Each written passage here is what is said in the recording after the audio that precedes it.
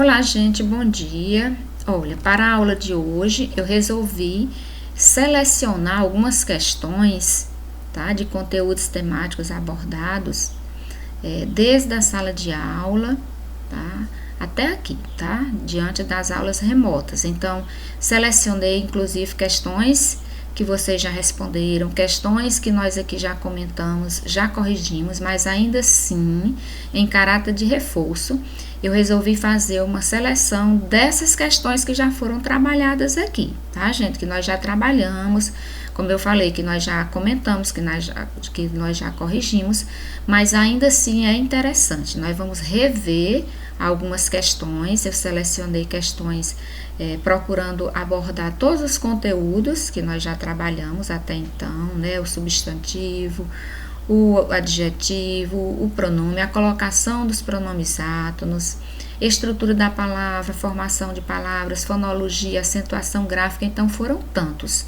os conteúdos, né, desde as aulas presenciais até então, tá? Então nós vamos rever, tá? Vamos fazer uma retrospectiva de algumas questões. Nós vamos estar fazendo esse trabalho na aula de hoje e na aula subsequente, tá, gente? Porque é uma forma de reforçar esses conteúdos à luz dessas questões, tá? Então, para vocês, alunos de terceiro ano, nunca é demais, né? Fazer a questão, rever novamente a questão, responder novamente a questão, tá bom, gente? E nós vamos fazer o trabalho avaliativo referente à nota de abril, então é interessante que vocês se aperfeiçoem da melhor forma possível, né? Diante desses conteúdos, tá bom? Não só para o trabalho, é claro, mas para os vestibulares vindouros, né? Para a prova do Enem, que está chegando aí, enfim, para a vida, tá bom? Então, vamos lá, vamos rever essas questões, né? Que nós já trabalhamos, que já foram abordadas, tá? Mas vamos novamente, em caráter de reforço, rever essas questões e diante das questões, à luz das questões, a gente vai vendo então novamente esses conteúdos temáticos que foram abordados. Bom, então a primeira questão, considerando o processo de formação de palavras, relacione a coluna da direita e da esquerda. Então aqui tratando de formação de palavras, tá? Lembrar que a formação de palavras é formada por dois processos, por derivação e por composição, tá? Por derivação prefixal e sufixal, derivação sufixal, derivação parassintética, a imprópria regressiva, né? São os processos de derivação. E os processos de composição, justaposição e aglutinação, tá? Relembrando sobre esses dois processos. Então, vamos lá. Em desenredo, dá para perceber o acréscimo aqui de 10, que é um prefixo, tá? O elemento mórfico que vem antes do radical. Em narrador, dá para perceber o elemento sufixo, esse elemento mórfico, né, que nós chamamos de sufixo, que vem depois do radical. Em infinitamente, nós percebemos o uso do prefixo e do sufixo, tá, gente? Agregando-se, então, esses elementos mórficos ao radical. Mas também nós percebemos que nesta palavra, o radical ele não é dependente desses elementos mórficos, ou seja, pode-se retirar o prefixo e a palavra continua tendo o entendimento, pode-se retirar o sufixo e a palavra continua tendo o entendimento, tá? E pode-se retirar o prefixo e o sufixo, tá? E a palavra vai ter entendimento, tá? Então, nesse caso, nós temos aqui uma derivação prefixal e sufixal. Em o voar, a gente percebe a conversão da palavra voar. Então, de verbo transformando-se, exercendo a função de substantivo, uma vez que vem determinado pelo artigo, tá? Então, nesse caso, diante de uma conversão da classe gramatical, de uma palavra atuar como uma classe gramatical e converter-se em outra classe gramatical, nós chamamos de derivação imprópria. E pão de mel, a junção de palavras sem perda fonética, o que nós vamos chamar de justaposição, né, gente? Então, nós temos aí uma derivação prefixal, nós temos derivação sufixal, derivação prefixal e sufixal, derivação imprópria e justaposição, tá? Lembram dessa questão, né? Acredito que vocês lembram, né? Que é uma questão que que já foi trabalhada, tá? Outra questão que nós trabalhamos, tá? No decorrer dessas listas que vocês receberam, né? Tratando da estrutura fonética, da fonologia. Então, nos vocábulos horário, Bahia e o, dá para perceber o emprego do H, e o H na língua portuguesa não constitui som, não constitui fonema, tá certo, gente? Então, onde tiver o H, se a palavra for brasileira, né, fizer parte do vocábulo brasileiro, então não vai constituir som, não vai constituir fonema. Então, uma palavra, nesse caso, que vai ter mais letras do que fonemas, tá? Então, há a redução de fonemas. É o caso de horário, de Bahia e de o. Então, respectivamente, essas palavras, elas têm 6, 4 e 1 fonema, tá? Consoante completamente, a gente percebe no item 2, que são palavras que apresentam dígrafos vocálicos. Então, em consoante tem on e tem an. Em completamente tem on e tem en, ou seja, é a vogal nasalizada pelo N aqui, que também pode ser pelo M, tá?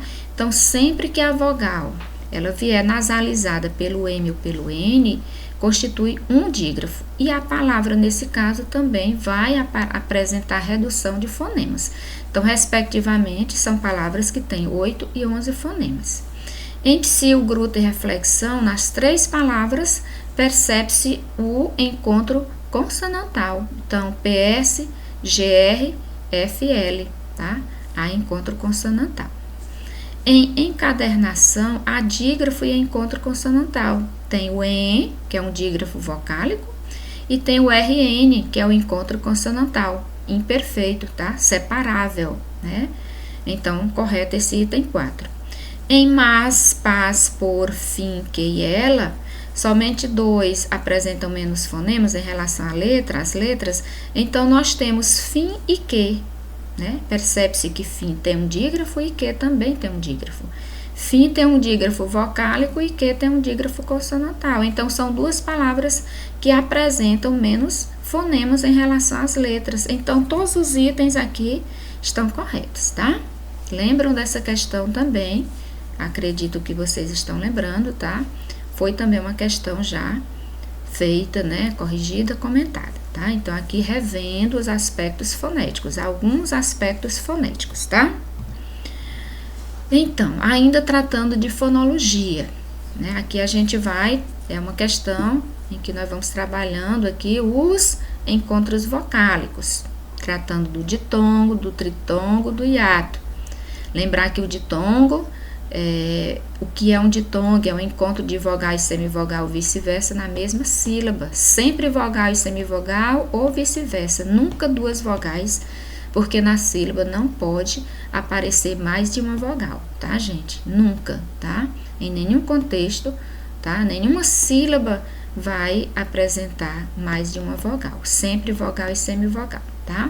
Daí nós classificarmos o ditongo em crescente e decrescente, tá? Então, quando primeiro nesse encontro vem a semivogal, nós vamos chamar de crescente, ou decrescente quando primeiro no encontro vem a vogal, tá? Então, vamos lá.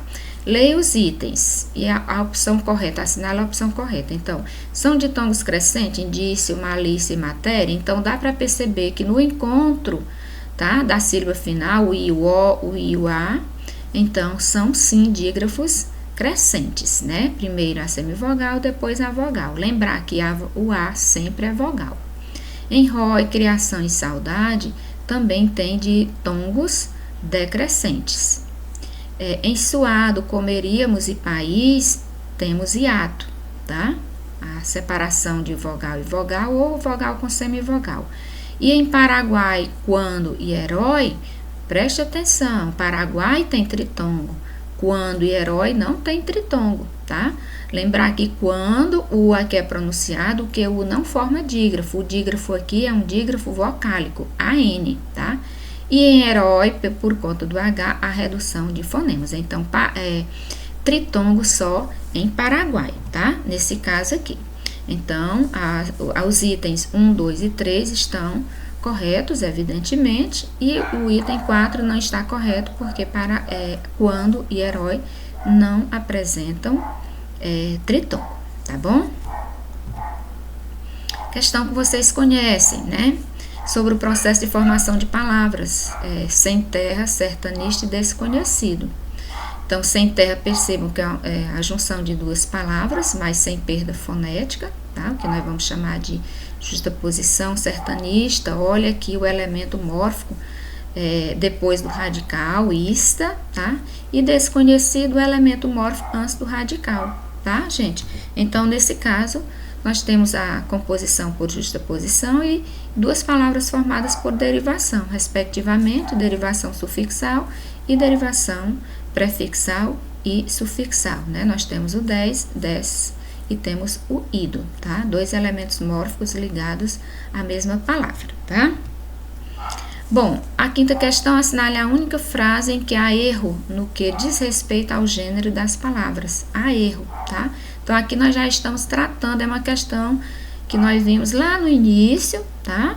Das nossas aulas. Então, é uma questão que vai tratar da classe gramatical substantivo, tá bom? Então, aqui a gente vai percebendo substantivo sobrecomum, substantivo comum de dois, dá para perceber também substantivo aparente, tá? O masculino, né, substantivo, entender se o substantivo é masculino ou feminino, ou seja, qual é o gênero do substantivo, enfim. Então, é uma questão aparentemente simples, mas que vai, dentro do conteúdo substantivo, vai exigindo o leitor certos conhecimentos, tá bom? Então, assinale a única frase em que há erro, tá? Na classificação desse pronome ou na colocação, desse substantivo, na colocação desse substantivo no contexto. Vamos entender nas frases. O gerente deverá depor como testemunha. Então, o gerente pode ser testemunha? Pode, porque testemunha é um substantivo sobrecomum, tá? Então, o sobrecomum é quando ele pode ser atribuído ao gênero masculino ou feminino, sem alteração. A personagem principal do conto é Seu Rodrigues. Então, Seu Rodrigues, ele pode ser a personagem? Pode. Então, personagem é comum de dois. Pode ser, ou podemos dizer, ou escrever o personagem ou a personagem, tá? Então, corretíssimo. Ele foi apontado como a cabeça do motim. Opa, então aqui, tá? Há uma inadequação no emprego, tá?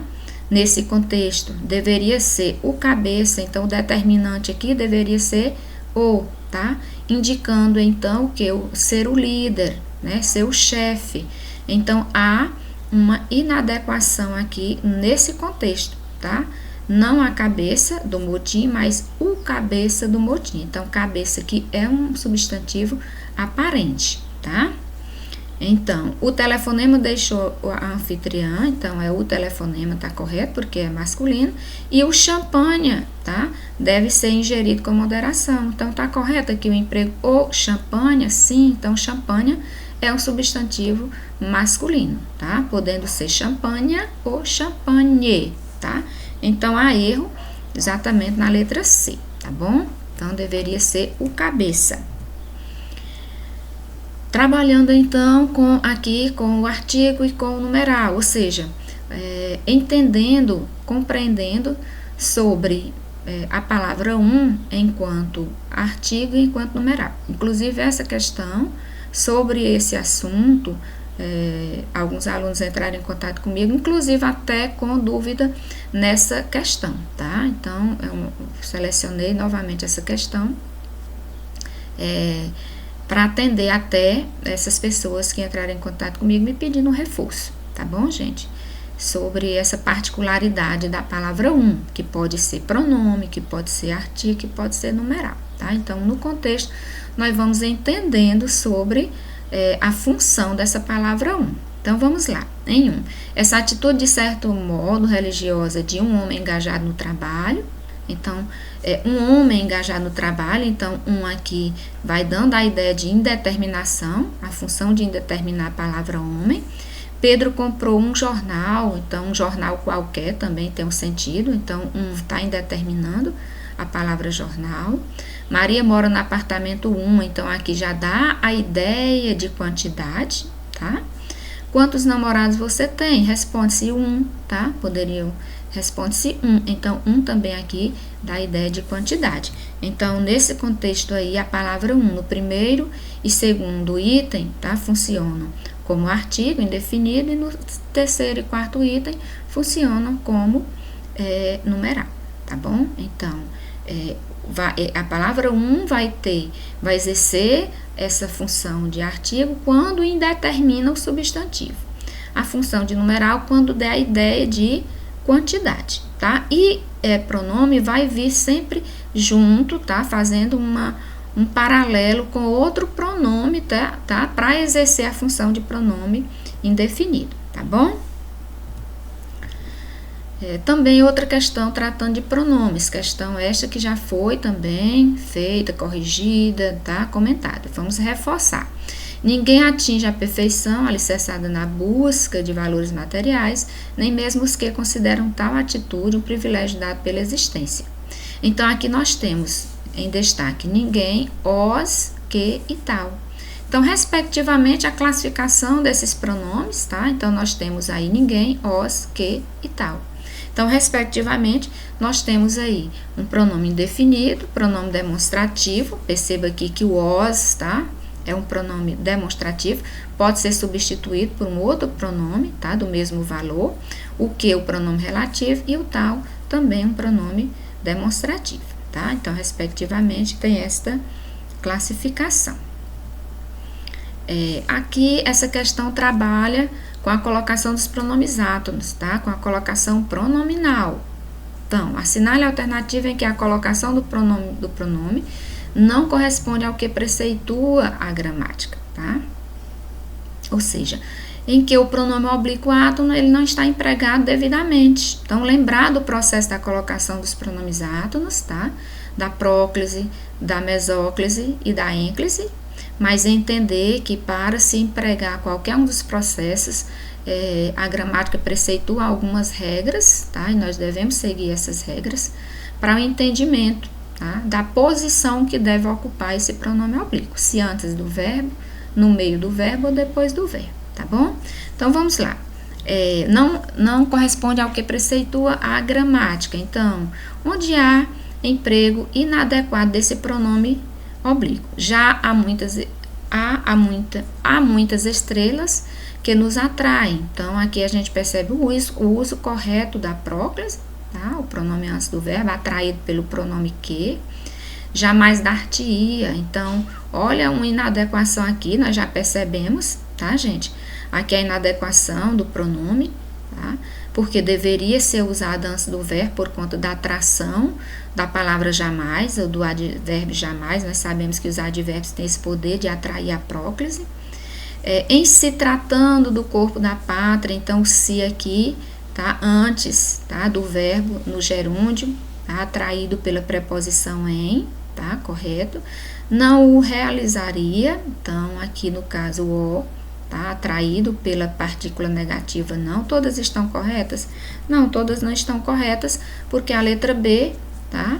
Então, o ti, o pronome oblíquo, deveria ser usado antes do verbo, por conta da atração da palavra jamais, que é um advérbio que vai atrair a próclise, tá? Questão também que nós trabalhamos na aula anterior, tá? O texto aqui do Fernando Pessoa, tá? Então, aqui é um texto que nos permite entender sobre essa função da palavra enquanto caráter fórico, a função do pronome, tá? Dentro desse caráter fórico, podendo exercer o processo anafórico ou catafórico, tá? Então, aqui nós vamos perceber o destaque da palavra nele e entender qual é a referência que esse pronome, essa contração pronominal, vai fazer referência, né? A que termo no texto vai fazer referência, tá bom? E aí, entendendo, tá? Aqui o comando da questão já vai explicando que indica esse processo anafórico, tá?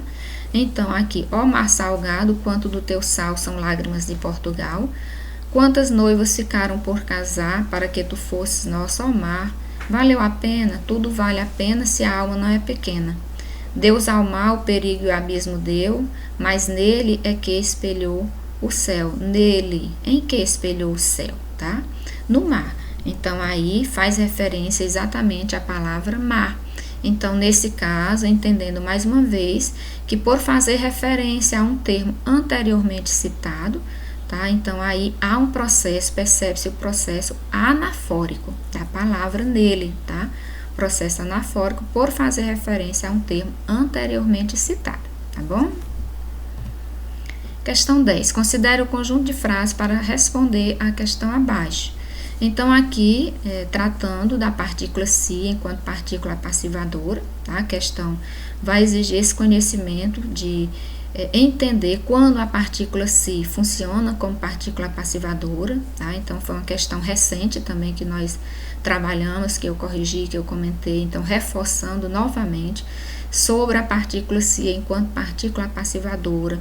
O se, então, vai exercer essa função sempre que vier junto a um verbo transitivo direto ou a um verbo transitivo direto e indireto, tá?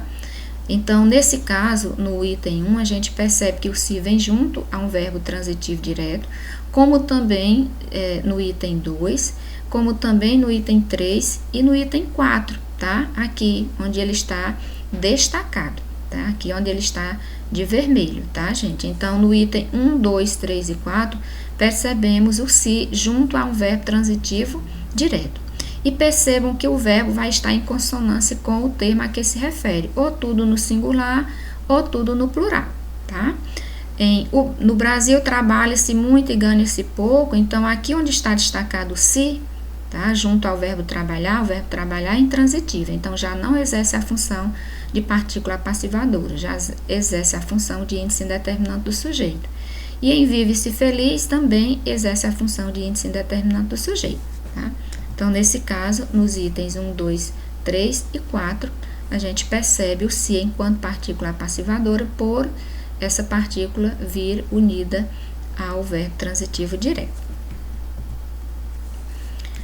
Voltando aqui, trabalhando então aqui a questão da acentuação gráfica, tá? Conteúdo de extrema importância para vocês. Então, assinale a alternativa com as palavras acentuadas segundo a regra de acentuação, respectivamente, de intercâmbio e antropológica. Então, intercâmbio, primeiro nós vamos conhecer por que intercâmbio é acentuado, obrigatoriamente deve receber acento, e antropológico também.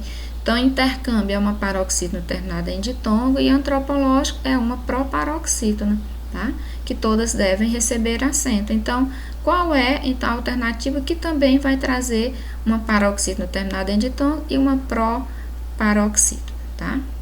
Então, nesse caso, é consciência e característica, tá? Consciência e característica, tá? São acentuadas, palavras acentuadas, pelo mesmo valor, pela mesma regra de intercâmbio antropológico, tá? Questão 12. As palavras que se acentuam pela mesma regra de conferência, razoável, países, será. Então, conferência é uma paroxítona terminada em ditongo, razoável é uma paroxítona terminada em L, países acentua-se o itônico equiato, né? Vem sozinho na sílaba, e será é uma oxítona, tá? Então, onde nós vamos encontrar palavras que respectivamente atendam a essas regras, dessas palavras em destaque, razoável, conferência, razoável, países e será, tá? Então, exatamente na letra D, em médio, que também é uma paroxítona terminada em ditongo, em nível, que é uma médio, é uma paroxítona terminada em ditongo, sim, ditongo crescente, em nível, que é uma paroxítona terminada em L, raízes, que é o hiato, tá? O itônico sozinho, hiato, sem nenhuma outra regra específica que vá impedir essa acentuação, e você, que é uma oxítona terminada em E, tá? Assim como será é uma oxítona terminada em A, você é uma oxítona terminada em E.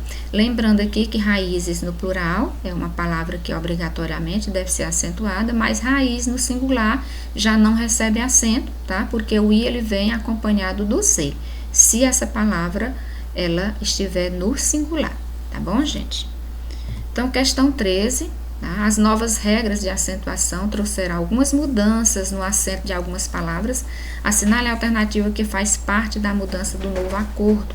Então, a letra A, ditongos O e E serão acentuados somente nas palavras paroxítonas? Será se esses grupos, esses ditongos nas palavras paroxítonas ainda são acentuados, né? Houve uma mudança, houve uma alteração na nova ortografia, tá? Exatamente referente a esse item. Não acentuamos mais as oxítonas terminadas em vogais, nós acentuamos sim oxítonas terminadas em A, em E, em O, tá? Singular ou plural. Ditongos abertos nas palavras proparoxítonas não são mais acentuados, tá?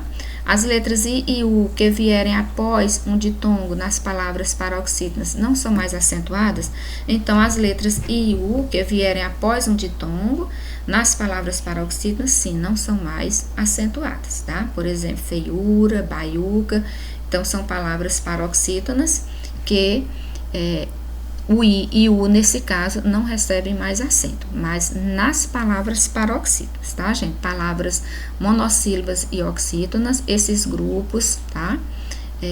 Perdão, eu estava falando aqui do ditongo, tá? Então, estamos aqui retomando sobre o I e U. Então, o I e U que vierem após um ditongo nas palavras paroxítonas não são mais acentuadas. Muito bem, então, nas palavras paroxítonas, tá? Então, se for no final de palavras, por exemplo, então acentua-se normalmente, aí volta-se aquela regra convencional do hiato, tá? 14. Analisa as afirmações e indique a alternativa correta. Então, nós temos aí deslealdade, amanhecer, são formadas por processo de derivação parassintética, tá? Amanhecer sim, mas deslealdade é parassíntese, essa palavra. Choro e carro são formados pelo processo de derivação regressiva? Choro sim, mas carro não, né? Felizmente, infiel são formadas pelo processo de derivação sufixal? Então, felizmente há sufixo, mas infiel há prefixo, não é sufixo, né? Desfazer e florzinha são formadas pelo processo de derivação prefixal, tá? As duas não são formadas por prefixação. Então, nesse contexto, todas estão incorretas, evidentemente, porque voltando aqui no item 1, deslealdade, tá? Não é uma derivação parassintética, tá? A gente percebe que o radical leal, ele não é dependente dos prefixos, né? Não há aqui simultaneamente o uso de um prefixo e de um sufixo. Pode ser retirado o prefixo, pode ser retirado o sufixo, tá? Então, nessa condição, é uma derivação prefixal e sufixal, não é parassintética, tá? Em choro e carro, choro sim, tá? De chorar, então, há essa regressão da palavra, mas carro não, tá? Felizmente, tá?